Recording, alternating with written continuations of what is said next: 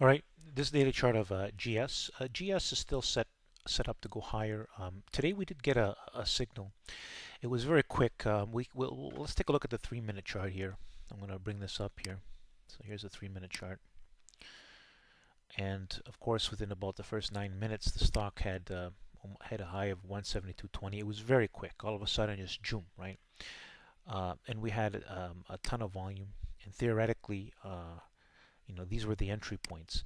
Now, what happened was then it just fumbled the volume lower. I did not enter the stock because I was also paying attention to some other things. For example, stocks like Baidu.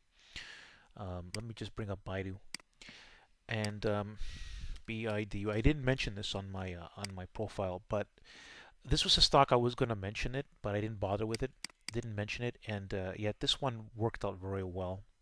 We did have higher volume, no big deal, but you see we had follow through heavier volume.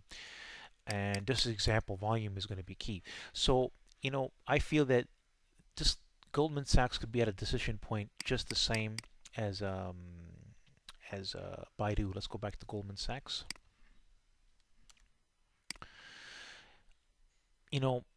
Basically, there's two entry points that and then of course we got to pay attention to support. So support, I believe, is 168. Some people did get into this. In theory, volume is what causes to move. Again, I talked about volume being important. And I mean, just look at this. Now, this volume for this first 10 minutes, by the way, was higher than a long time. I mean, this is the 3-minute chart, way higher. Look, there was nothing like this for a long time. Unfortunately, this stock is stuck in a decision mode, I believe, where we crack above 172, we're going higher. We crack below 168, we could go lower.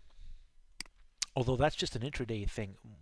Like I've been saying, the charts do favor higher prices. But what I think is what's going on in this market is that because the market itself is stabilizing, it's kind of choppy. Yet we see stocks like breakout stocks like WYNN doing well. I mean, anyways, I don't want to talk about it, but GS here, we see things like Win and Baidu doing well. That's a good sign, and it could be this stock here is next. They had their failures. This has done something different. The thing is that we did end up with more volume than the past for a while. As we've seen, if we look at other days here, we do have higher volume. Again, not the kind of volume. Here's the last time not the kind of volume that's going to send us higher. But if, for example, tomorrow we open up strong,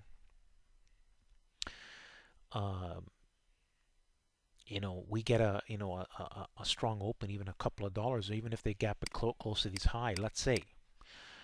And there's a lot of volume already in the pre-market. See, the thing about Goldman Sachs is they didn't have the volume pre-market, so it's one of those funny things. The way they did that, I've seen this before, and it's always like a decision still to be made. It could have went either way still. We could have had a failure, but what did they do? They did hang strong.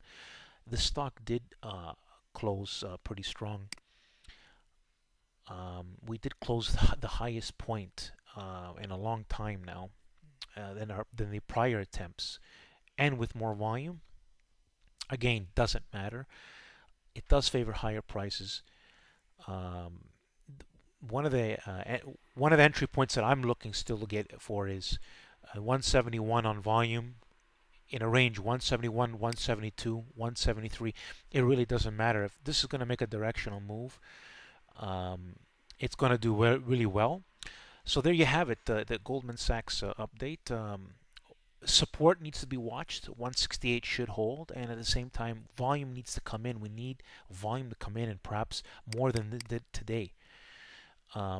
Two things could happen. Another possibility is it doesn't do anything for the next day. Maybe they pull it back a bit, and then we ram higher. It's just we need to watch the resolution here, because this stock here goes higher. It's a good sign for the overall market.